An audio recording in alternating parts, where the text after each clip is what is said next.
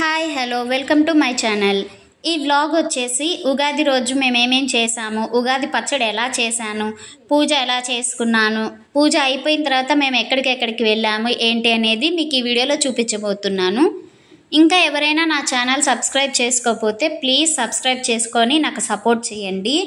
అలానే ఉగాది అనగానే మనకి తెలుసు కదండి, తెలుగు సంవత్సరం మనకి మొదలవుతుందని అందరికీ తెలిసిందే.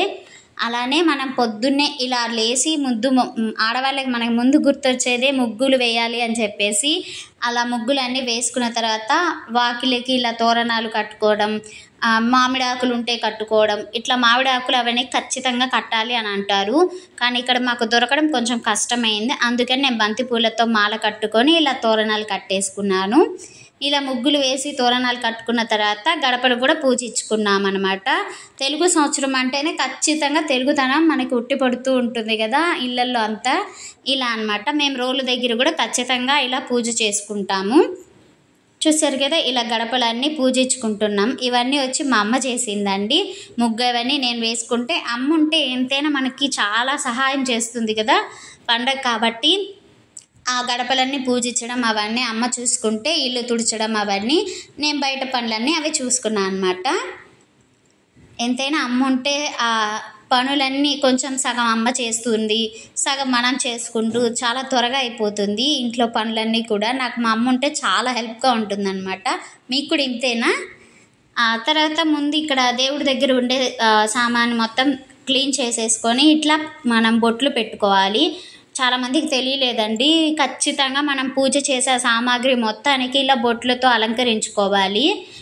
నాకు కూడా చాలా ఫస్ట్లో తెలీదు, తర్వాత తెలిసిందనమాట. ఈ విషయం నేను లాస్ట్ టైం వేరే వీడియోస్లో కూడా చెప్పున్నాను. ఇంకా కొంతమందికి తెలియని వాళ్ళకి తెలుస్తుందని ఈ వీడియోలో కూడా చెప్తున్నాను అనమాట. ఇలా పూజకి ఇవన్నీ సిద్ధం చేసి పెట్టుకున్నాను నేను ముందు. నీట్గా ఇవన్నీ క్లీన్ చేసేది మా అమ్మ అండి, అందుకే ఎంత తలతల మెరుస్తూ ఉన్నాయి. ఇంకా ఉగాది పచ్చడికి మనం అన్నీ ప్రిపేర్ చేసుకోవాలి, రెడీ చేసుకోవాలి కాబట్టి ముందుగా మనం తలంటు స్నానాలు చేసేసి ముందు ఉగాది పచ్చడికి కావాల్సిన మెయిన్ వచ్చేసి చింతపండు కదండి. ముందు అది కొంచెం నానాలి కాబట్టి ముందు చింతపండుని ఒక 1/2 అవర్ అలా కొంచెం వేసుకొని నానబెట్టుకుంటున్నాను. అంటే మనం ఉగాది పచ్చడి ఎంత తింటాము ఏంటనేది మన ఇంట్లో వాళ్ళు ఎంతమంది అనేది చూసుకొని నానబెట్టుకోవాలి. ఇలా కొంచెం నానబెట్టుకున్న తర్వాత పక్కన ఇంకొక గిన్నెలోకి నేను వడపప్పు కూడా పెడదాం అనుకుంటున్నాను కాబట్టి కొంచెం పెసరపప్పు తీసుకొని ఒక గిన్నెలో వాటర్ పోసి నానబెట్టేసుకుంటున్నాను. ఒక 3 టైమ్స్ క్లీన్ చేసిన తర్వాత నానబెడుతున్నానండి. చూసారు కదా, ఇలా కొంచెం వాటర్ పోసి నానబెట్టేసుకొని పక్కన పెట్టుకుందాం. ఇప్పుడు ఉగాది పచ్చడిలోకి తీపి బెల్లం కావాలి కాబట్టి కొంచెం బెల్లం తురుముకొనైనా లేదా దంచుకొనైనా వేసుకొని నానబెట్టాలి. కొంచెం సేపు అలా నానితే కొంచెం బెల్లం అంతా కరిగిపోతుంది కాబట్టి ముందే ఇలా పక్కన నానబెట్టి పెట్టుకుంటున్నాను. ఇప్పుడు మనకి వేప పువ్వు కూడా కావాలి కాబట్టి ఇలా వేప పువ్వులు కూడా తీసుకొచ్చి వేప పువ్వులని విడిగా తుంచుకోవాలి. ఇలా చిన్నగా ఆ మొగ్గ తుంచకుండా పువ్వు మాత్రమే తీసుకోవాలి. అవి తీసుకొని ఇలా కొంచెం నలిపి పక్కన పెట్టుకోవాలండి. అంటే డ్రైగా ఉంటుంది కదా, బాగా నలిపి పక్కన పెట్టుకోవాలి. ఇప్పుడు ఇందులోకి మిరియాలు, అదేనండి కారం కావాలి కదా. ఆ రోజుల్లో మన సాంప్రదాయ ప్రకారంగా మనకి మిరియాలు వీటితోనే కారం అనేది వేస్తారనమాట. ఎండుమిర్చి పచ్చిమిర్చి వేయరు, అందుకే అవి కూడా కొంచెం దంచి పొడి చేసి పక్కన పెట్టుకున్నాను. ఇప్పుడు ఉగాది పచ్చడి అయితే చేసేద్దాం. చూసారు కదా, ముందు నానబెట్టుకున్న చింతపండుని ఇలా గుజ్జుని కొంచెం అంటే బాగా పిసికి చింతపండుని తీసి గిన్నెలో వేసుకోవాలి. ఇప్పుడు ఇందులోకి ముందు మనం నానబెట్టుకున్నాం కదండి బెల్లం కూడా, ఆ బెల్లం నీళ్ళు కూడా డైరెక్ట్గా వేయకుండా ఇలా స్ట్రెయిన్ చేసుకుందాం. ఎందుకంటే దాంట్లో ఏదైనా నలుసులు కొంచెం మట్టి అలా వస్తుంది కదా, దానికోసం. ఇప్పుడు ఇందులోకి ముందు మనం తుంచి పెట్టుకున్న వేప పువ్వులు అన్నమాట. ఇందులోకి మిరియాలు కొంచెం దంచి పెట్టుకున్నాం కదా, చూసి వేసుకోండి, మరి ఘాటు ఉంటుంది. ఉప్పు బదులు మామూలుగా సాంప్రదాయ ప్రకారంగా వేయాల్సింది నెయ్యి అండి, కానీ మనం నెయ్యి అందుబాటులో లేదు కాబట్టి నేను ఉప్పే వేస్తున్నాను. ఇంకా వగరు కోసం మనకు తెలిసిందే కదా, పులుపు కోసం చింతపండు ఎలా వేసామో వగరు కోసం మామిడికాయ పిందెను మాత్రమే వేయాలి. చూసారా, ఉగాది పచ్చడి రెడీ అయిపోయింది. షడ్రుచుల ఉగాది పచ్చడి అనేది రెడీ అయిపోయింది. ఇప్పుడు ఇది పక్కన పెట్టేసుకొని పెసరపప్పును కూడా మళ్ళీ ఇంకొకసారి ఆ వాటర్ కూడా కడిగేసి తీసుకుందాం, వడ చేసి మొత్తం నీళ్ళన్నీ. ఇప్పుడు ఇందులోకి చిటికెడంత ఉప్పు వేసుకుందాం. మిరియాల పొడి వేస్తున్నాను నేను. మీరు వేస్తారా లేదా నాకు కామెంట్ సెక్షన్లో చెప్పడం మర్చిపోకండి. నేను ఇదే ఫస్ట్ టైం వేయడం. ఇందులోకి మామిడికాయ ముక్కలు కూడా వేసేసి బాగా కలుపుకోవాలి. అంటే మిరియాలు కూడా వేస్తే కొంచెం టేస్ట్ బాగుంటుంది. మామూలుగా పచ్చిమిరపకాయ కొంచెం ముక్కలు చేసి వేస్తారు, నేను మిరియాల పొడి వేశాను. ఇంక ఇవన్నీ ప్రసాదాలు రెడీ చేసుకొని దేవుడి దగ్గర పూజ అయితే స్టార్ట్ చేసేసానండి. నేను మొన్న సుబ్రహ్మణ్యం స్వామి అదే కొత్తూరు అని ఇక్కడ దగ్గరికి వెళ్ళినప్పుడు నేను శివలింగాన్ని అయితే తెచ్చుకున్నాను. మా వారికి చాలా నచ్చింది ఈ శివలింగం.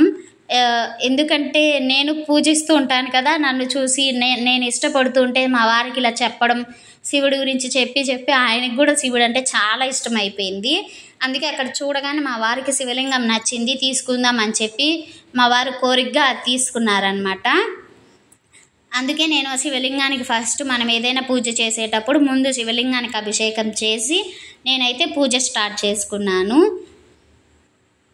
చూసారు కదా, ఇప్పుడు శివలింగం అభిషేకం అయిపోయిన తర్వాత కొంచెం ధూపం వేసి అప్పుడు నేను శివలింగాన్ని తీస్తాను. శివలింగాన్ని ఎప్పుడైనా మనం డైరెక్ట్గా కింద నేల మీద పెట్టకూడదంటండి. అంటే నాకు తెలిసింది కాబట్టి చెప్తున్నా, తెలియని వాళ్ళ కోసం.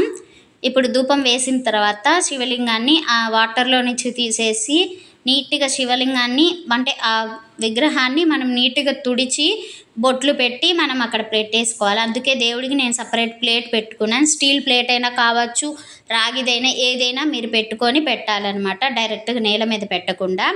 ఆ పాలపట్టం ఉంటుంది కదా, అది ఉత్తరం వైపు మాత్రమే ఉండాలంటండి. ఎటు పడితే అటు పెట్టకండి, ఉత్తరం వైపు మాత్రమే ఉండాలి. ఇప్పుడు స్వామివారిని కొంచెం పువ్వులతో అలంకరించేసుకుంటున్నాను. ఇప్పుడు మా వారికి ఇచ్చానండి టెంకాయ కొట్టమని చెప్పేసి. పూజలో భాగంగా మా వారు ఉండాలనేది నా కోరిక, అందుకనే నేను మా వారిని టెంకాయ కొట్టమని చెప్పాను. అదేంటో తెలీదు, మా వారు టెంకాయ కొట్టినప్పుడు ఒక్కొక్కసారి ఖచ్చితంగా పువ్వు అనేది వస్తూ ఉంటుంది.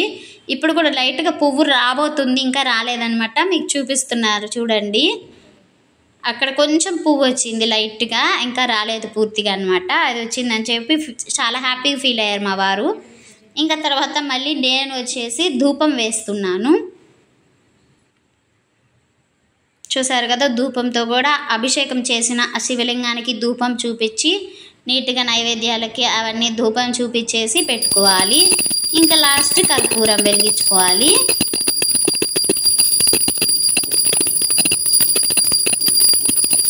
ఇలా దీపం పెట్టేసుకొని ధూపం వేసి హారతి ఇచ్చిన తర్వాత నేను అభిషేకం చేసిన నీళ్ళని పైన చల్లుకొని నేను మా వారు దండం పెట్టేసుకున్న తర్వాత అమ్మని కూడా పిలిచి దండం పెట్టుకోమని చెప్పామన్నమాట.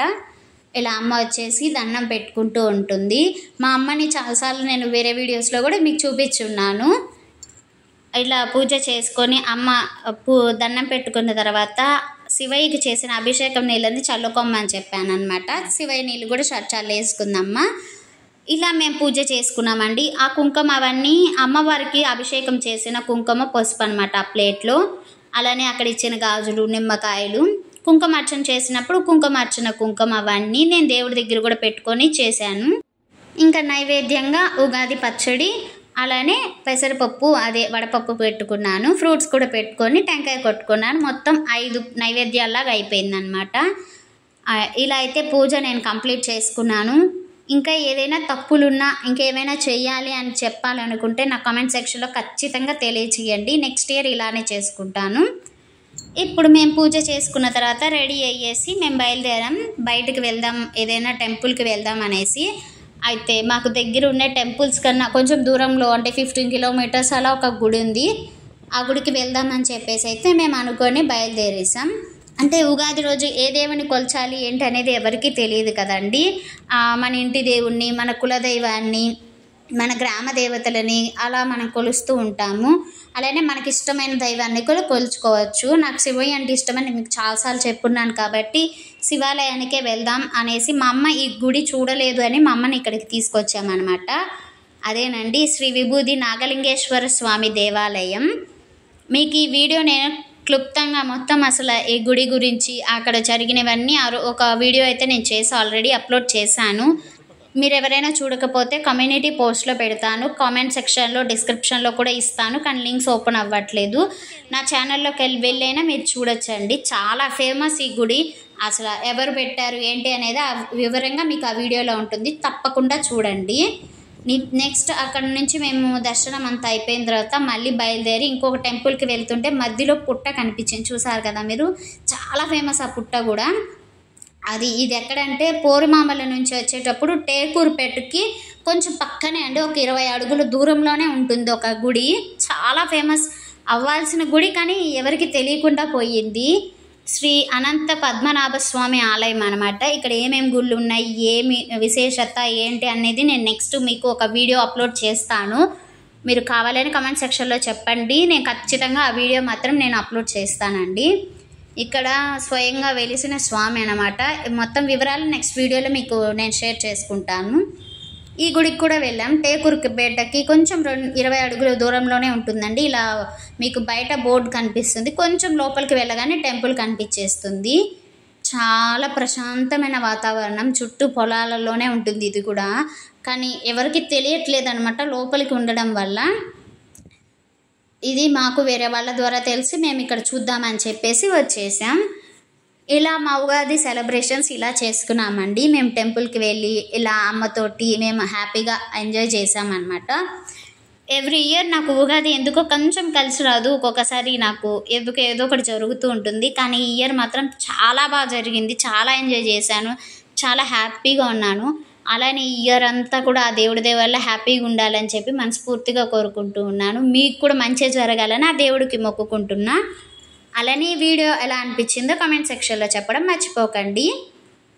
ఓ హలో, అన్ని రాశుల వారికి ఆదాయం అంబానీలాగా, ఖర్చు కామన్ మ్యాన్ లాగా, రాజపూజ్యం ఫుల్గా, అవమానాలు నిల్లుగా ఉండాలని కోరుకుంటూ మీకు మీ కుటుంబ సభ్యులందరికీ శ్రీక్రోధి నామ సంవత్సర ఉగాది శుభాకాంక్షలు. హ్యాపీ ఉగాది. షడ్రుచుల అంటే తీపి, పులుపు, వగరు, చేదు, కారం, ఉప్పు. అంటే సేమ్ మన లైఫ్ లాగానేనండి.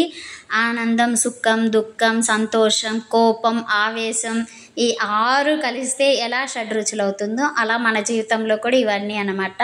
అందుకే ఉగాది పచ్చడి ఖచ్చితంగా మన ఆరోగ్యపరంగా కూడా కొంచెమైనా తీసుకుంటే చాలా మంచిదని మనకి శాస్త్రవేత్తలు కూడా చెప్పున్నారు. చాలా మంచిదండి, కొంచెమైనా తినాలి. ఆ 6 రుచులు కలిసింది ఆరోగ్యానికి కూడా చాలా మంచిది. అలానే అందరికీ శ్రీ క్రోధి నామ సంవత్సర ఉగాది శుభాకాంక్షలు.